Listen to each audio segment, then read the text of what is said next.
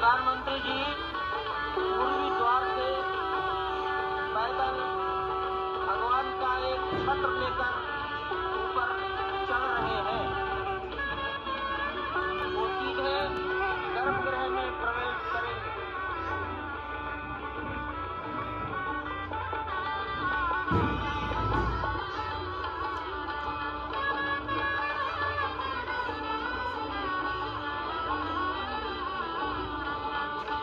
सिंह द्वार से प्रवेश हो गया।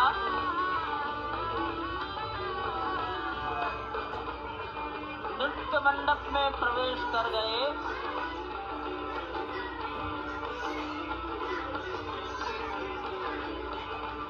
रंग मंडप में प्रवेश हो गया।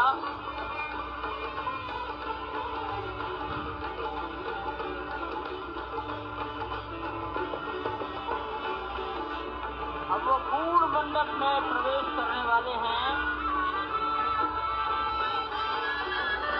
वहीं पर सब ट्रस्टीगण, राष्ट्रीय स्वयंसेवक संघ के सरसंघचालक डॉक्टर मोहन राव भागवत, उत्तर प्रदेश के माननीय मुख्यमंत्री योगी आदित्यनाथ जी, उत्तर प्रदेश की राज्यपाल महोदया आनंदीबेन पटेल,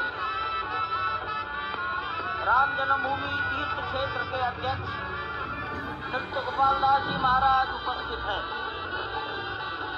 केशव पाराशरण जी, वासुदेवानंद सरस्वती जी महाराज, युग पुरुष परमानंद जी महाराज, अन्य सभी ट्रस्टीगण वहीं पर उपस्थित है। 12:07 हो गया है।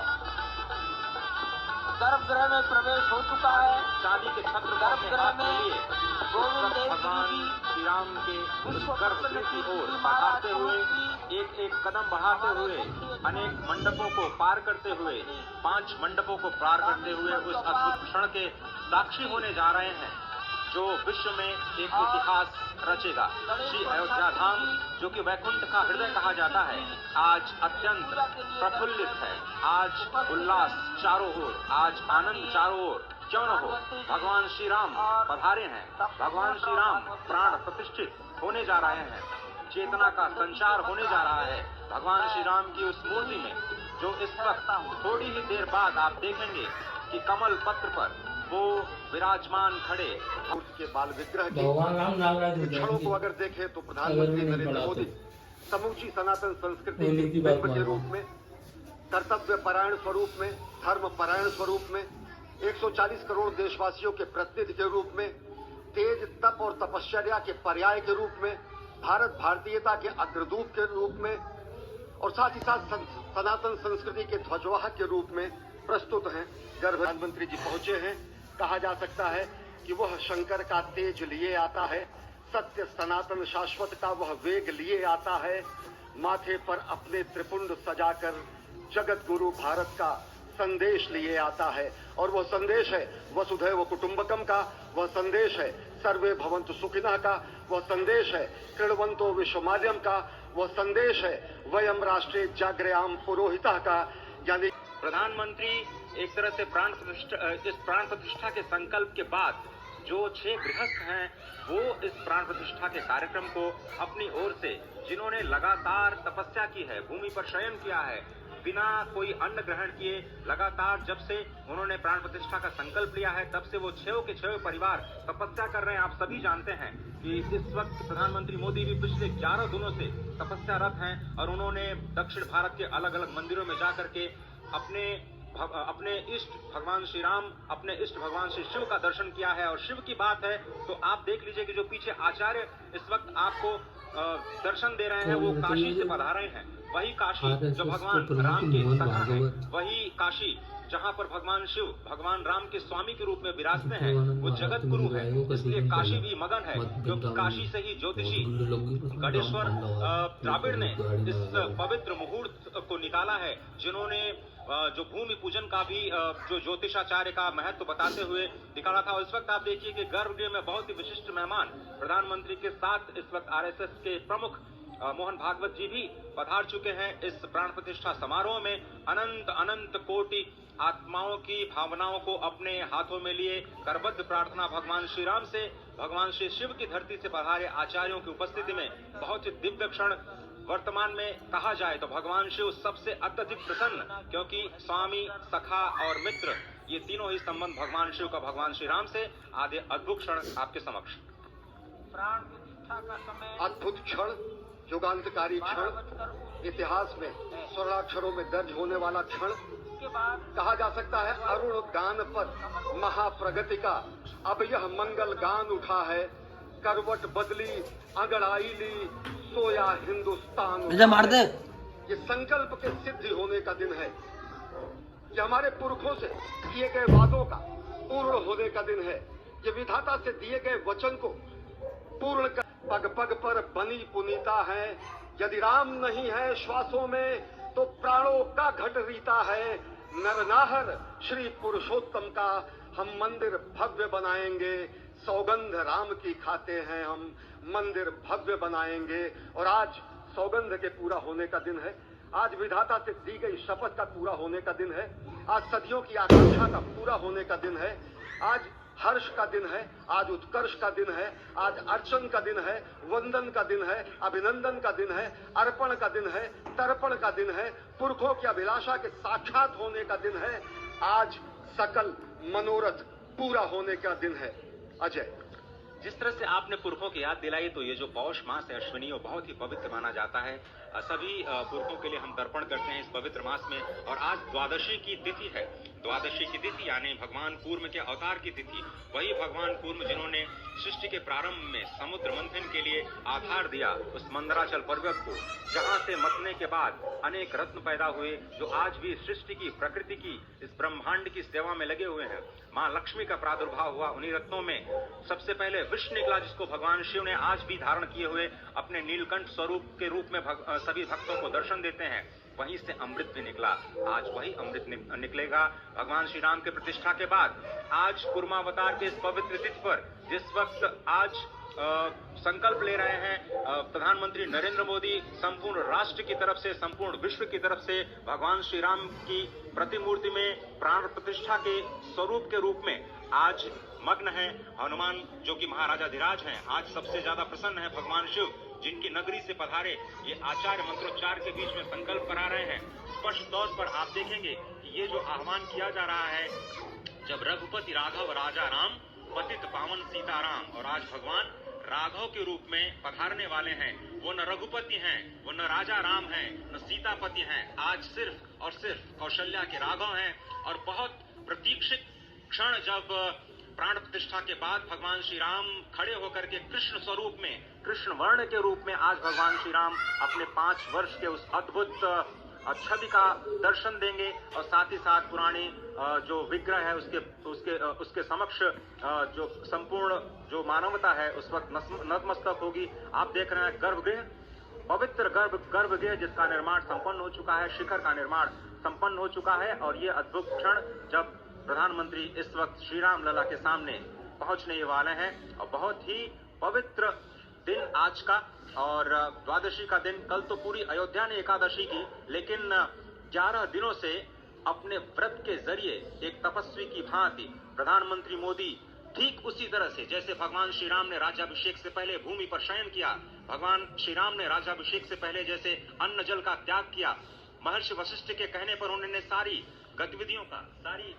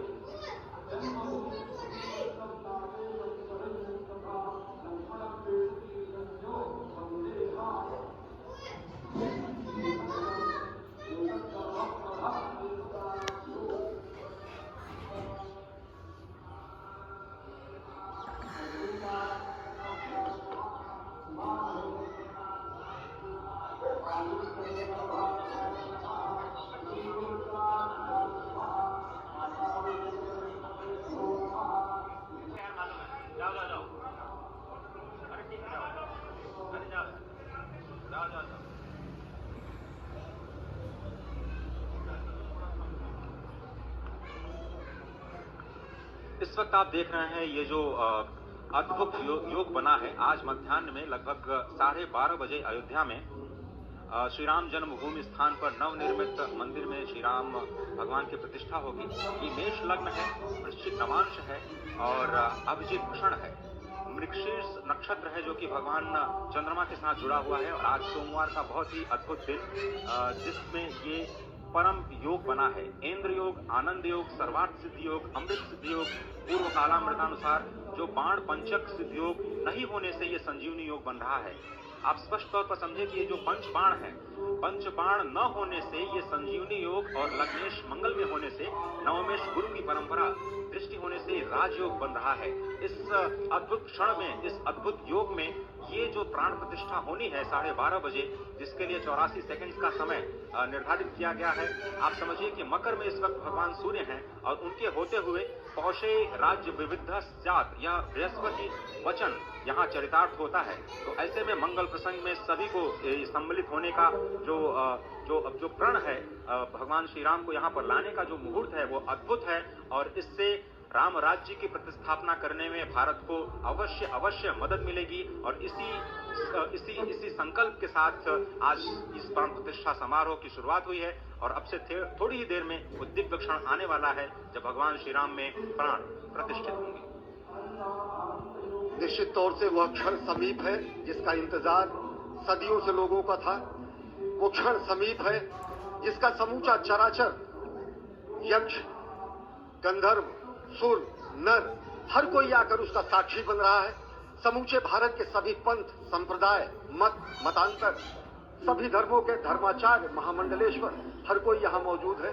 और निश्चित तौर से अगर देखें तो इन्हीं क्षणों के लिए कहा गया है कि नमन करें इस मातृभूमि को, नमन करें आकाश को, बलिदानों की पृष्ठभूमि पर निर्मित इस इतिहास को। असंख्य जो बलिदान दिए गए उस पर आज संकल्प की सिद्धि का दिन है। आज इतिहास तो अयोध्या में लिखा ही जा रहा है। आज एक नए सांस्कृतिक युग का सूत्रपात भी अयोध्या से हो रहा है और आह्वान किया जा सकता है संकल्प के बाद पूरे देश से कि अरुणोदय हो चुका वीर, अब कर्म क्षेत्र में जुट जाएं, अपने खून पसीने से नवयुग धरती पर लाएं।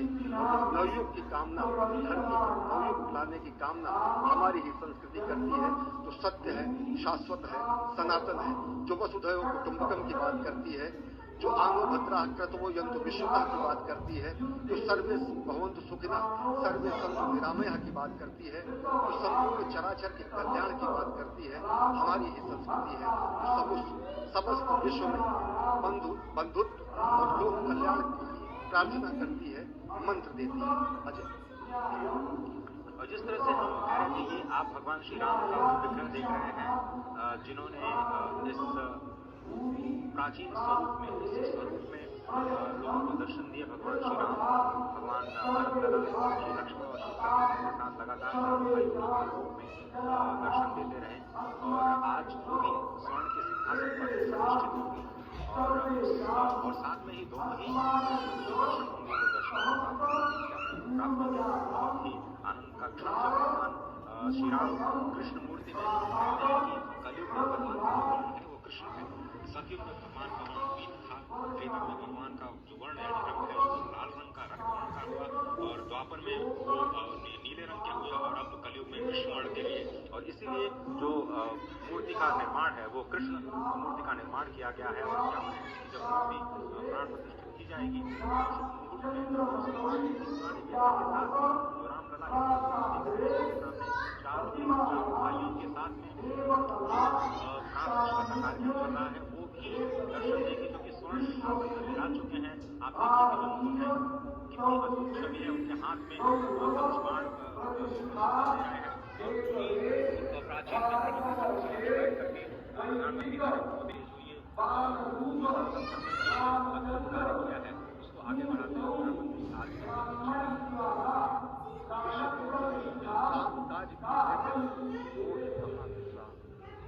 ये भावना हमेशा हमें रही।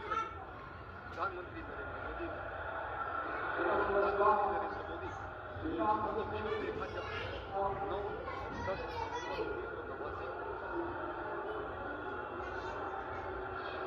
प्रधानमंत्री समय देखा अनिकेत एक लेख में साधना पत्रिका में, और उन्होंने कहा यह क्षण सांस्कृतिक स्वतंत्रता का सर्वोच्च करता है। हिंदू चेतना में प्रकाश सभ्यता के दिन है जब राम साथ ही साथ 1990 के दशक में आडवाणी जी के फैसला की गुजरात में अमेरिका में तत्कालीन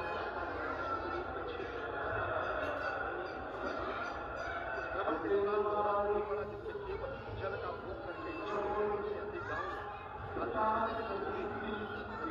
कुशल संचालन किया, समन्वय किया।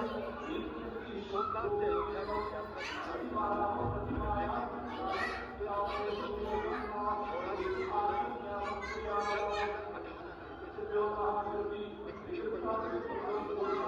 तत्कालीन महासचिव भाजपा के